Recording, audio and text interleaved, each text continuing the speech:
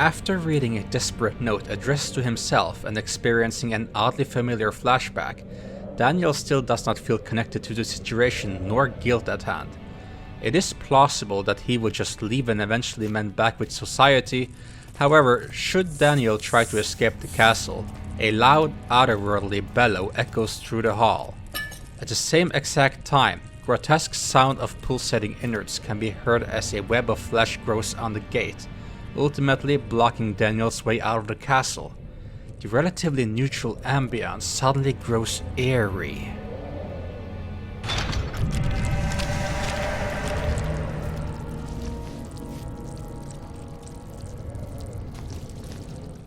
It is as if Daniel is trapped in a cage of a castle, with the guardian gazing in through the bars, keeping a close eye on its mischievous pet. Daniel proceeds by following in the footsteps of his flashback, but quickly realizes that the path ahead has been blocked as well. Whether the guardian intended for this to happen or not is unclear. It might simply be its trail from following Daniel around, and since this fleshy blockage was the only one of its kind up until now, it shows that Daniel very recently came through here, taking a more or less direct path to Rainy Hall, the area where he awakened on the cold, wet floor. In present time, whenever the guardian draws near, it seems to leave behind this sluggish trail of flesh. This phenomenon is very unusual, and it might be due to the fact that the orb was given to and utilized by Alexander. According to a diary entry uncovered much later in the game, it is mentioned that Alexander has ways to repel the Guardian, for a while anyway. This infuriates the Guardian, making it highly unpredictable, and the fleshy matter might be a result of its worsened mood. It could also be a conscious attempt at tearing down the old castle. The two most preferred routes are unavailable, so Daniel has a look around. In the middle of ascending a set of stairs, Daniel suddenly becomes startled.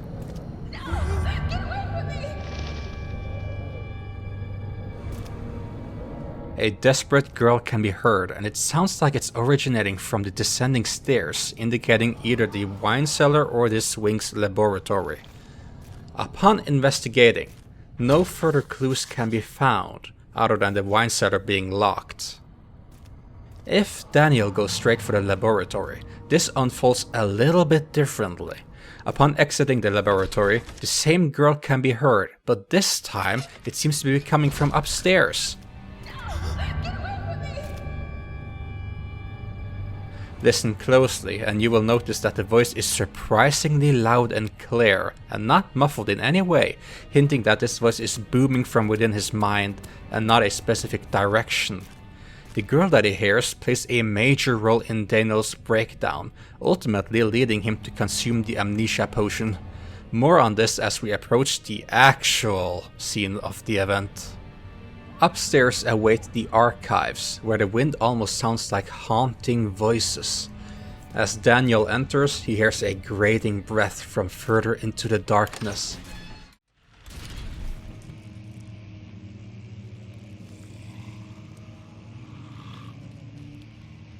A door is off its hinges and on the floor, indicating that it was torn off with a great force. Loud steps can be heard from random directions, but nobody seems to be in the near. Sometimes it seems as if the steps are coming from the upper floor, something backed up by dust occasionally pouring down from the ceiling. An early diary entry can be found, detailing his expedition to Algeria with Professor Herbert, revealing Daniel's intent to uncover something for the museum back at home. 16th of May, 1839. The unflinching African sun has continued to plague our expedition, making it impossible to dig until dusk. How Professor Herbert managed to find the location in these vast plains of nothingness remains a mystery to me. When I asked him about the tomb again, he told me about the legend of Tin Hanan, the mother of us all. An interesting story in its own right, but I can't help feeling there's more. Later that evening, we uncovered a passage beneath the dunes leading to a sand-covered stone structure. The professor was confident it was the tomb we sought and ordered the others to clear the way late into the dark, cold night. Tomorrow, I shall lead the men into the ancient structure, hoping to reach the burial chamber. No matter what the Professor is keeping from me, the dig should yield something interesting to take back to London and the British Museum. Roaming around, he also finds a contract from Wilhelm, stating that he will work for Alexander for 3 years. More about Wilhelm and his duties will be uncovered in the wine cellar, and considering the fact that this area was locked, it does not sound very promising. Upon entering a study, a demonic sound comes from ahead, as if in pain, and then goes silent. The next diary entry by Daniel, made in haste, talks about the hidden ancient chambers in Algeria, where one of many mystical orbs shy away from humanity. Explorers are not welcome, and Daniel's men feel as if they are being warned. For unknown reasons, Daniel is one of the very few exceptions. He is not only allowed access to the orb chamber, but he feels a strong desire to carry on. He is being welcomed. He even describes the feeling of being familiar to the chamber. As Daniel tries to reach further in, he becomes trapped. 17th of May, 1839. My hands tremble as I write. I feel a need to document my tribulation, for I fear that my memory will fail me if I linger. Today, I took some men and ventured into the dark, ancient passage we uncovered. Our torches burned faintly in the murky air as we slowly made our way underground. The men were superstitious and fearful. They argued loudly, and I felt their strange language getting to me. I mustered my strength and yelled at them to continue down the slopes and broken steps. The crudely carved passage confused me. It looked much older than the 4th century structure we had expected. The twisting path emerged into a great antechamber. The walls were lined with statues unlike any I'd ever seen. Despite their unearthly quality, I felt a strange familiarity toward them, which haunts me still. At the far end of the chamber, a great slab of stone sealed off whatever lay ahead. I gave the order to raise it, and as I pushed through the narrow space, the heavy stone suddenly dropped, sealing me inside. I was trapped. Much deeper into the archives, an old vase rests on the table. If Daniel decides to pick it up for a closer look, it shatters into several pieces, revealing a long breath and a small fog. The place is haunted. I have no reason to doubt that, but I think there is more to it. Soon, Daniel will experience a flashback of grabbing an orb before it shatters. This seems like too big a coincidence, and it could very well be connected to what happened to the orb in Algeria.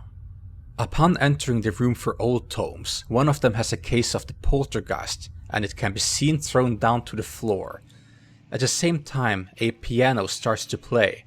When investigating the piano, once again, nobody is in the near, and approaching it makes the lid close all of a sudden.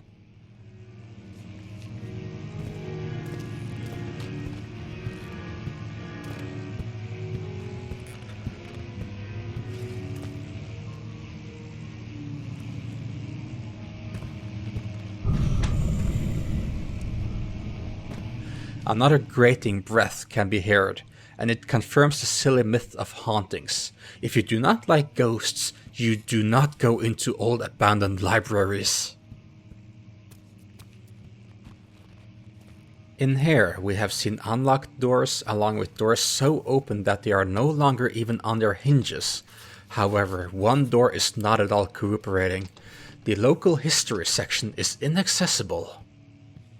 The archives area is home to an enormous hall, connecting its sections together.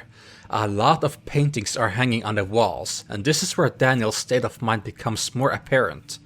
If Daniel is becoming dizzy and losing grip on reality, some pictures will change. For instance, on this picture, human faces are replaced by skulls, and you can see the silhouettes of people being hung in the background, while the original painting is not at all grotesque.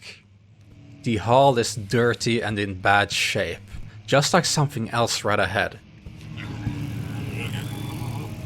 An inhuman sound of pain comes from ahead, and upon investigation, someone, or something, appears to have been involved in an incident.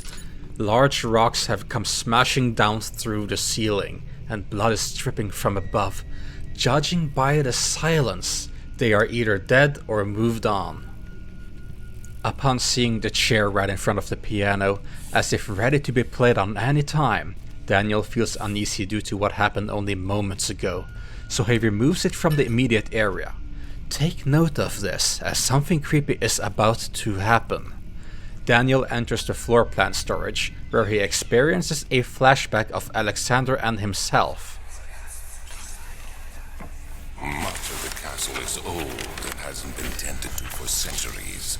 When the shadow arrives, it won't take long until things start falling apart. We're just buying time anyway. Let's do what we can. There isn't much to be done about the walls. We should reinforce weak structures. The ground will tremble and there's a risk everything will cave in on us, especially downstairs. Here, and there. Let's get the servants working on it. Alexander knows that the garden can devastate even tall castles. Pay attention to how Alexander and Daniel both agree to buy time. Daniel trusts the Baron fully, believing they need enough time to fully banish the Guardian from this world, saving both them and the castle. In reality, the Baron wants to buy time to complete his ritual in order to teleport to an entirely different universe, completely neglecting Daniel and the castle. A piano is playing an airy melody, playing a few false notes.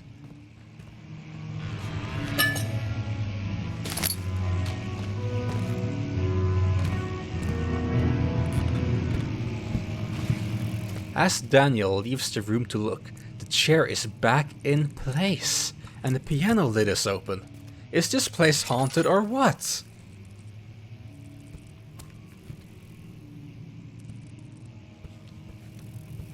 Daniel's only exit is filled with rock, trapping him, just like what happened in his most recent diary entry.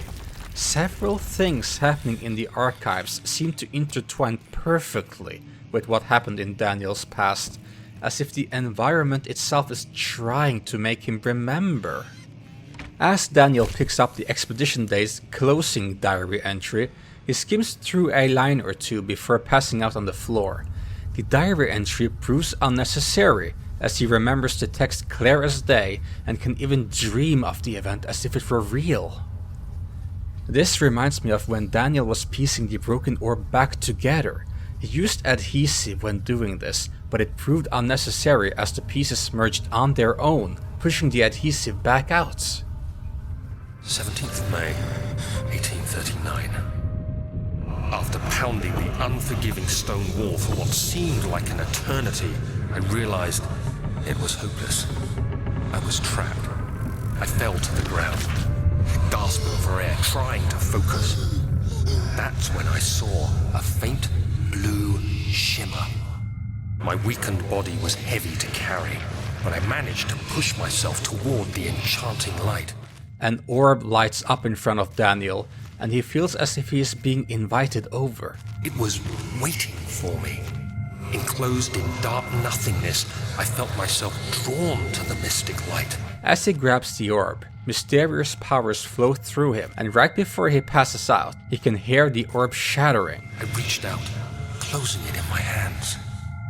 The faint glow escaped my fingers and began to spark brightly and spirit me away, unlocking alien memories of spiraling towers, endless deserts, and impossible geometry.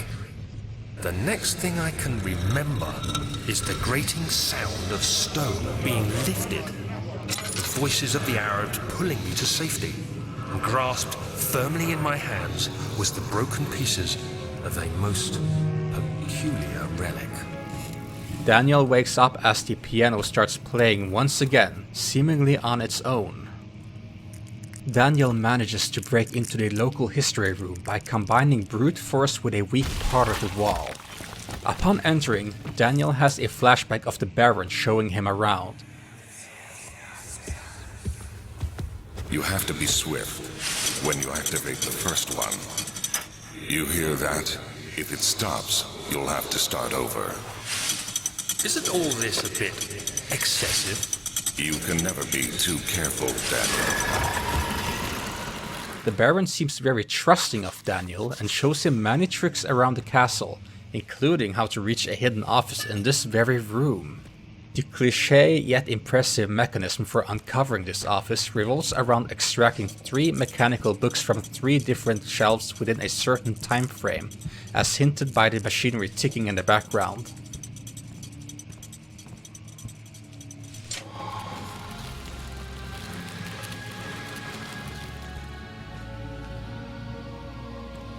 On the office desk rests the wine cellar key, and in one of the drawers a memento of its usage. Wilhelm's work consisted of doing things not at all accepted by society, and Alexander is afraid that his castle will be grounds for public investigation.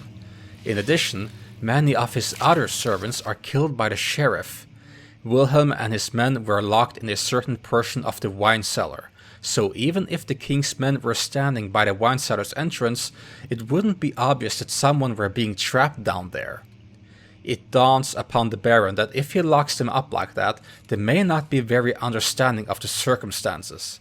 He ends up poisoning their wine. He states this will solve both of his problems, indicating that this might be how his new and deformed servants are born. As Daniel picks up the key, a faint grating breath can be heard, and the local history door is forcefully unlocked.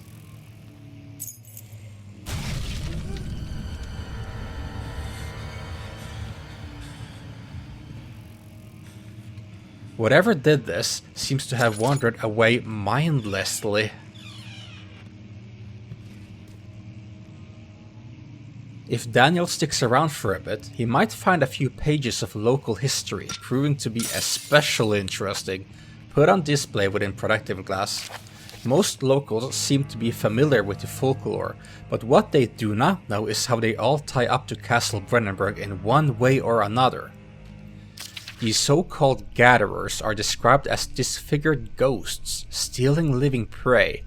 The prey are likely to be animals, as described by the Baron's early research later into the game, and these gatherers are obeying their creator, the Baron, bringing him what he asks. This does indeed make for a creepy folklore, but what makes it even more creepy is the fact that this is actually happening in real time. Personally, during my first playthrough, I thought that these sounded and looked like mummies coming back from the desert to reclaim their orb. The next page contains a story about Heinrich Cornelius Agrippa, a person of great knowledge, and he wanted to look for mysterious orbs similar to the kind Daniel came in contact with. Agrippa awakened something horrible, and after a traumatizing encounter with the Guardian, he publicly refuses that he ever visited. That is, until much later when he writes to his student and good friend Johann Weyer.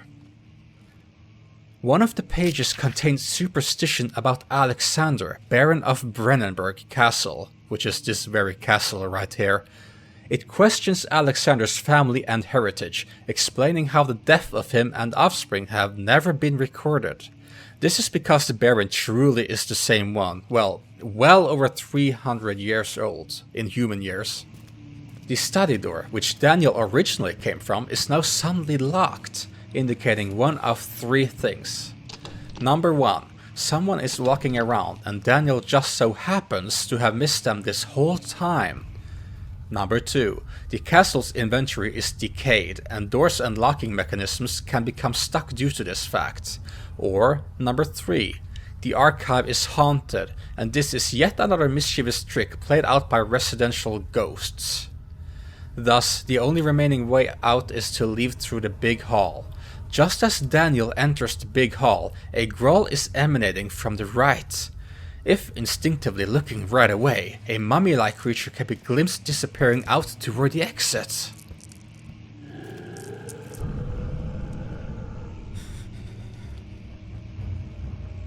This hints to the following scenario. A gatherer has been walking around in these archives at the same time as Daniel.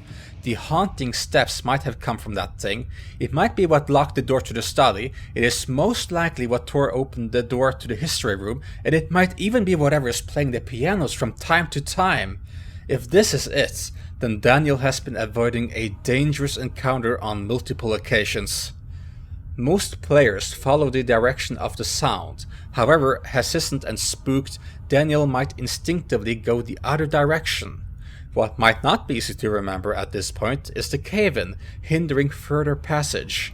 Upon investigating the cave-in, Daniel starts to hallucinate what he just read and glimpsed, and when he turns around, he meets a sight that can only be described as pure horror.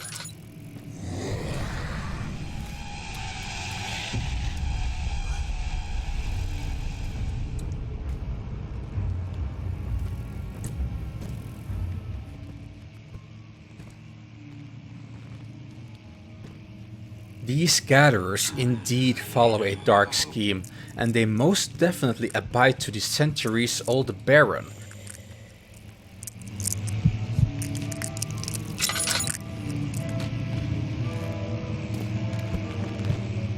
But there are still so many questions unanswered and so much more to explore. This concludes the second part of my analysis. Are you hungry for more? Let me know in the comments what you think. There is never a correct answer in these sort of games, so sharing speculation and conclusions is exciting. Make sure to share yours. For now, let's sleep on what we have been revisiting so far. Thank you for watching this video, and have a pleasant night.